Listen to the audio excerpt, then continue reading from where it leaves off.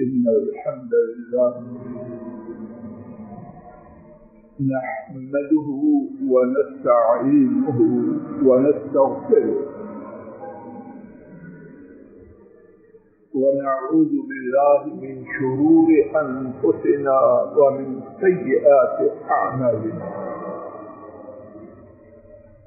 من يهده الله فلا مضل له ومن يضلل فلا هادي له وأشهد أن لا إله إلا الله وحده لا شريك له وأشهد أن محمدا عبده ورسوله صلوات ربي وسلام عليه. أما بعد فإن خير الحديث كتاب الله وخير الهدي هدي محمد صلى الله عليه وسلم وشر الأمور محدثاتها وكل محدثة بدعة وكل بدعة ضلالة وكل ضلالة في النار. اللهم انفعنا بما علمتنا وعلمنا ما ينفعنا وزدنا علما. سبحانك لا علم لنا إلا ما علمتنا إنك أنت العليم الحكيم. رب اشرح لي صدري ويسر لي أمري واحلل عقدة من لساني يفقهوا قولي. سبحانك لا علم لنا إلا ما علمتنا إنك أنت العليم الحكيم. روى الإمام البخاري رحمه الله تعالى عن سهل بن سعد رضي الله تعالى عنه عن النبي صلى الله عليه وسلم قال: إن العبد لا يعمل فيما يرى الناس إن العبد لا يعمل فيما يرى الناس عمل أهل الجنة وهو من أهل النار، وإن العبد لا يعمل فيما يرى الناس عمل أهل النار وهو من أهل الجنة. إنما الأعمال بالخواتيم أو كما قال صلوات ربي وسلامه. اللہ مالک کی توفیق سے گزشتہ خطبہ جمعہ میں اس بات کا آغاز ہوا کہ ایک انتہائی اہم بات جو ہر شخص کے لیے بے حد و حساب ضروری ہے وہ یہ ہے کہ دنیا میں آنے والے کا جانا ایمان پر ہو جائے. اور یہ وہ بات ہے کہ اگر یہ نہ ہوئی تو اپنے گمان میں دنیا میں جیتے جاتے جہاں بھی پہنچ جائے کھوٹا رہا. فائنل ایگزام میں ناکام بغیر کسی سپلیمنٹری کے بغیر کسی کمپارٹمنٹ. آئیے آج کے خطبہ جمعہ میں بھی اسی حوالے سے احادیث شریفہ اور آیات مبارکہ کی روشنی میں اپنے محدود وقت میں جو سنا اور سنایا اللہ کی توفیق سے جا سکے سمجھنے کی عاجزانہ کوشش کرے، شاید اللہ کریم کہنے والے نہ پارے اور سب سننے والے حضرات و خواتین کو ایمان والا خاتمہ اپنی رحمت سے نصیب فرمائے۔ ابتدا میں جو حدیث پڑھی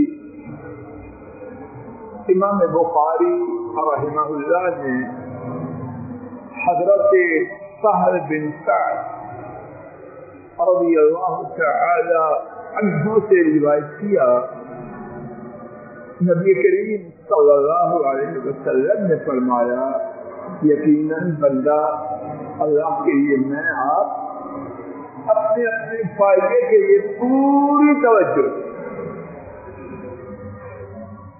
ارادہ ہے کوئی بات ایسی نہ کرو جس کا تعلق مجھ سے اور آپ سب سے نہ، ارادہ یہ ہے کہ آیا ہوں اب پورا کرنا اللہ پاک کے اختیار میں، میرے ہاتھ میں کچھ بھی۔ ارشاد فرمایا یقیناً بندہ، یقیناً سے بات کا آغاز کیا، نبی کریں تو شک و شبہ کی گنجائش نہیں، مزید مختلف ہے۔ یقیناً بندہ لوگوں کی رائے میں جنتیوں والے کام کر رہا ہے، یقیناً بندہ لوگوں کی رائے میں جنت میں جانے والوں کے کام کر رہا ہے اور وہ جہنمی ہے۔ تقریر کر رہا ہے، خطبہ دے رہا ہے، ڈاکٹر صاحب عمرے کر رہا ہے، حج کر رہا ہے، مساجد کی خدمت کر رہا ہے، ماں باپ کی خدمت ٹھیک ہے، لوگ کہہ رہے ہیں جنتی ہے جنتی ہے، محمد کریم صلی اللہ علیہ وسلم فرماتے ہیں وہ جہنمی ہے۔ بات لوگوں کی ہے یا ان کی ہے؟ فیصلہ سپریم کورٹ کا ہے یا پنچایت کا؟ اور فرمایا یقیناً بندہ لوگوں کی نگاہ میں دوزخ والوں کے اعمال کر رہا ہے اور وہ جنتی ہے۔ سوال پیدا ہوتا ہے یہ کیا ہوا؟ جواب عطا فرما دیا، در حقیقت اعمال کا دار و مدار خاتمہ پر ہے۔ ایک بندہ بہت آگے نکل گیا، اب موت کا وقت آیا، اس وقت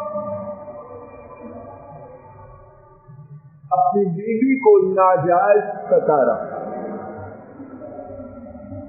بہوؤں پر ظلم کر رہا ہے اور اسی دن موت ہوگی۔ سسرال والوں کو برا بھلا کہہ رہا ہے، اچھی موت مرا، کسی نافرمانی کے کام میں مگن ہے، کچھ دیکھ رہا ہے کچھ سن رہا ہے، جس کا دیکھنا اور سننا ناجائز ہے۔ کوئی ایسی بات جس کا انجام جہنم ہے، اگر میں آپ اللہ کے لیے غور کریں، کچھ لے کے جاؤں میں اور آپ سب آئے ٹوپی پہن کے چلے گئے، یہ خطبہ جمعہ کا مقصد نہیں۔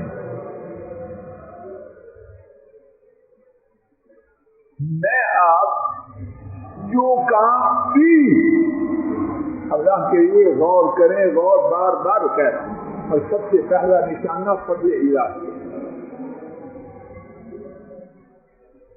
ہم میں سے جو شخص وہ کام کر رہا ہے جس کا انجام رب العالمین نے جہنم بتلایا، جس کا انجام محمد کریم صلی اللہ علیہ وسلم نے اللہ کی وحی سے جہنم بتلایا ہے. میں آپ اپنے آپ سے عدل و انصاف کرتے ہوئے پوچھیں اس کام کے دوران میری آپ کی موت ہو سکتی ہے کہ جس کے پاس گارنٹی ہے حسان جی کہ اس وقت میری موت نہیں ہوگی وہ کرے برا. اللہ نہ کرے کہ میرا دل کسی کا دکھانا ہو. میں کیوں دکھاؤں, میرے پاس کیا, لیکن چاہتا ہوں بات سمجھ میں آ جائے. ایک بیٹی بے پردہ نکل گئی, وہ جنت کی طرف جا رہی ہے جہنم کی طرف. تو یہ نہ کہے کہ چھوٹی چھوٹی باتیں ہیں, بات کا چھوٹا ہونا بڑا ہونا تیرے ابا کا فیصلہ. محمد کریم صلی اللہ علیہ وسلم نے جن باتوں کا انجام جہنم بتلایا ہے, تو کون ہے؟ ایک آدمی داڑھی مونڈ رہا ہے, اللہ نہ کرے نہ کرے میرا مقصد اللہ کے رسول صلی اللہ علیہ وسلم کے منبر پر کسی کو تکلیف دینا. کیوں دو, میرے پاس ہے کیا؟ اس ایک تو کو مارا ہوا کسی کو تکلیف دے کے سکھ پائے گا. لیکن یہ شدید خواہش ہے کہ اللہ کرے ایسا ہو کہ جو آئے ہے کچھ لے کے جائے. داڑھی مونڈ رہا ہے, اپنے آپ سے پوچھے یہ کام مجھے جنت میں لے جا رہا ہے یا جہنم کی طرف؟ اگر دیکھے دین کی کوئی بات معمولی نہیں, اچھی طرح نوٹ فرما لیجیے, دین کی باتوں میں درجات ہیں. جو درجہ نماز کا ہے وہ پردے اور داڑھی کا فرق ہے. جو توحید کا ہے وہ بے پردگی کا فرق ہے. لیکن موٹی بات اللہ کے لیے یاد رکھیں اور انشاءاللہ الرحمن کوئی بددیانتی اپنی طرف سے نہیں کرتا. دین کی کوئی بات حقیر نہیں, دین کی کوئی بات بیکار نہیں. اور میں سب سے بڑے اور آپ سب پابند ہیں اپنے رب کی بات اور ان کے نبی صلی اللہ علیہ وسلم کی بات. ہر بات طاقت استطاعت جتنی طاقت ہے اس کو مانے اور اپنی زندگی میں لانے کی کوشش کریں. غلطی تھی ہے رہے گی اس کی معافی. اور پھر اللہ کے نبی صلی اللہ علیہ وسلم کے بعد نہ کوئی خان نہ ہے نہ ہوگا اللہ, لیکن عزم پر چھٹ کر پورا چلنا ہے. اتنا چل پائیں اللہ کے رحمت کی امید کریں. جو کیا ہے وہ قبول کر, جو نہیں کر سکے وہ معاف کر. اسی بارے میں تاکہ ایسے خاتمہ کی اہمیت میرے اور آپ کے لیے واضح ہو جائے. اسی بات کے حوالے سے ہمارے نبی کریم صلی اللہ علیہ وسلم نے امت کو حکم دیا, اس حکم کو سماعت فرمائیے اور یاد رکھیے اور بوقت ضرورت عمل کیجیے. امام مسلم اس حدیث کو روایت کرتے, نبی کریم صلی اللہ علیہ وسلم نے فرمایا لقنوا موتاکم لا الہ الا اللہ. تمہارا جو سوچ ہو رہا ہو اس کو لا الہ الا اللہ پڑھنے کی تلقین کرو. اللہ جانے اس میں کیا کیا حکمتوں کے خزانے ہیں. ایک بات جو ہمارے موضوع سے متعلق ہے کیا ہے کہ میری ماں, میرا باپ, میری بیوی, میرا بچہ, میرا بزرگ جا رہا ہے تو اس کا آخری عمل کیا ہو لا الہ الا اللہ محمد رسول اللہ صلی اللہ علیہ وسلم. ایک دوسری حدیث میں ہے حضرات ائمہ अबू दाऊद इब्न मंदा और हाकिम ने उसे रिवायत किया। हज़रत मुआज़ रज़ियल्लाहु तआला अन्हु रिवायत करते हैं, नबी करीम सल्लल्लाहु अलैहि वसल्लम ने फरमाया, मन काना आखिरु कलामिही ला इलाहा इल्लल्लाह दखलल जन्नह। जिस शख्स की आखिरी बात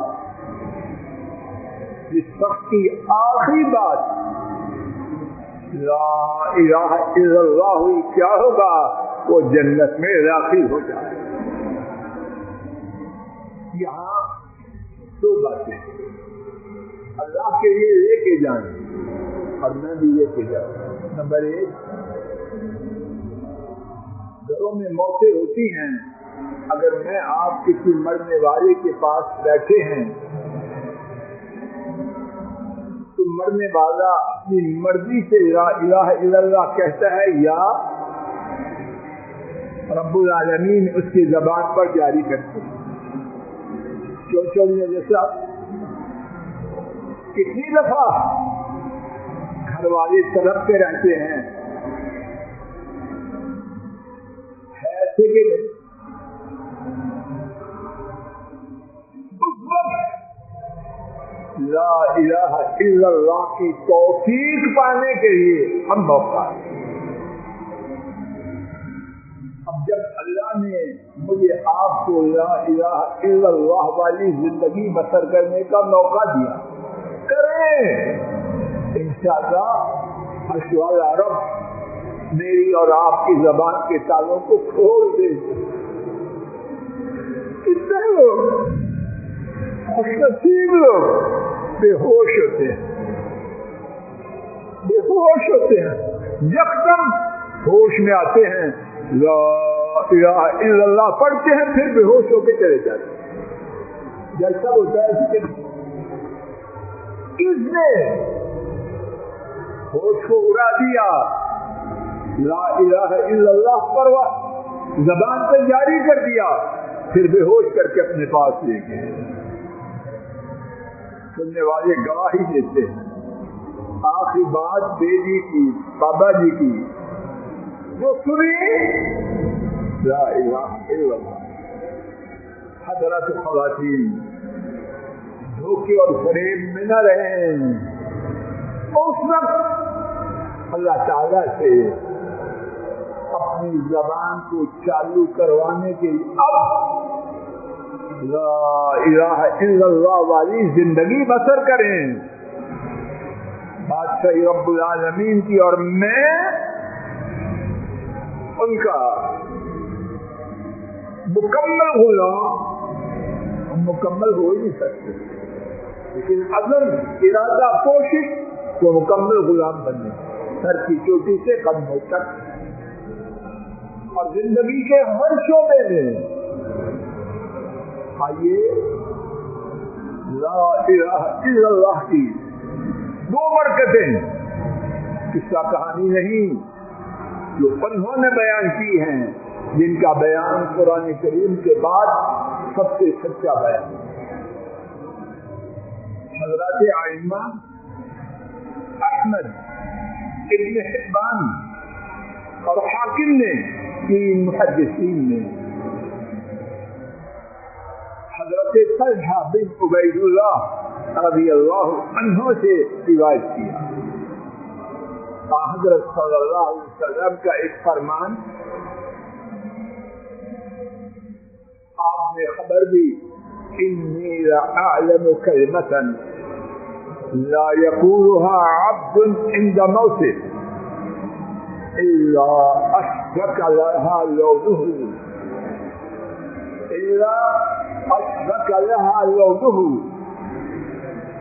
व नफ़्फ़सल्लाहु अन्हु कुर्बतहु।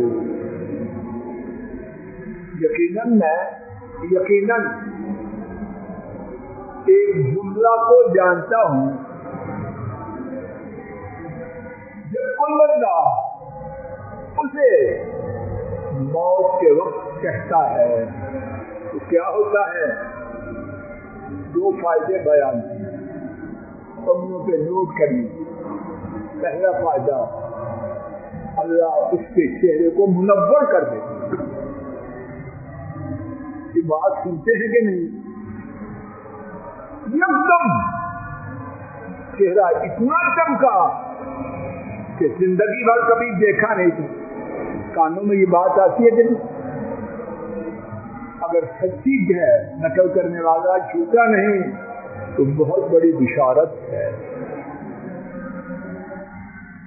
اور دوسری بات اس وقت لا الہ الا اللہ کہنے کی نفس اللہ عنہ قربتا.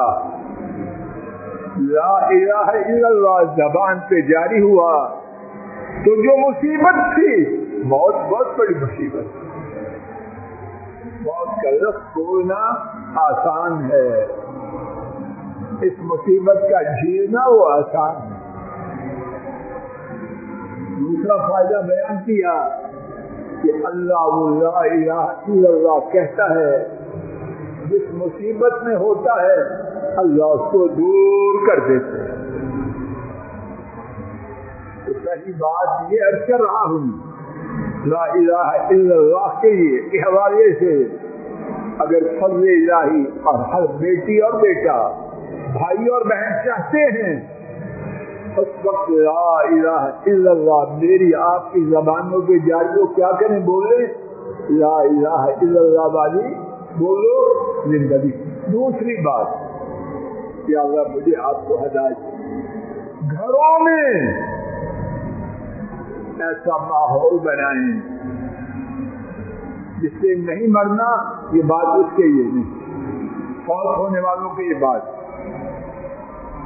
جس سے مرنا ہے اپنے گھر میں ایسا ماحول اپنی زندگی میں تیار کرنے کی کوشش کر جائے کہ جب میں آپ دنیا سے جا رہے ہوں, موت کا وقت ہو, تو ہمیں کوئی کہنے والا ہو ڈیڈ, بابا, دادا, ابو, بیٹا, بھائی لا الہ الا اللہ پڑھو. اگر گھر میں اور چیزوں کا چلن ہے اور چیزوں کی دلچسپی ہے, کیا ایسے گھرانے نہیں ایک طرف ماں مر رہی ہے دوسری طرف فلم چل رہی, ایک طرف بابا مر رہا ہے وہ بابا کہ ساری زندگی ان لعنتیوں کے لیے مرتا رہا, اور دوسری طرف اپنی دوست کون سی دوست یہیں تک رہتا, اس سے اپوائنٹمنٹ طے ہو رہی. لعنت ہے ایسی زندگی اور ایسی کرتوتوں پر. تو کیا کریں؟ اور یہ بات میرے اور آپ سب کے لیے ہے. اپنے گرد و پیش اپنی زندگی میں, مرنے کے بعد نہیں, زندگی میں اپنی طاقت کے مطابق. میرے آپ کے ہاتھ میں اللہ گواہ ہے کچھ بھی نہیں. جو سمجھتا ہے وہ احمق, لیکن اپنا پورا زور لگائیں, پوری کوشش کریں اور اللہ سے التجا کریں یا اللہ ایسا ماحول دے کہ میں دنیا سے جا رہا ہوں, ادھر میری بیٹی, ادھر میرا بیٹا, ادھر میری بہویں کہہ رہی ہوں دادا جی, بابا جی, بھائی جی لا الہ الا اللہ پڑھو. ہمارے نبی کریم صلی اللہ علیہ وسلم اس بارے میں کس قدر اہتمام کرتے ہیں. اختصار سے ایک واقعہ نہیں, اس کا خلاصہ سنیں.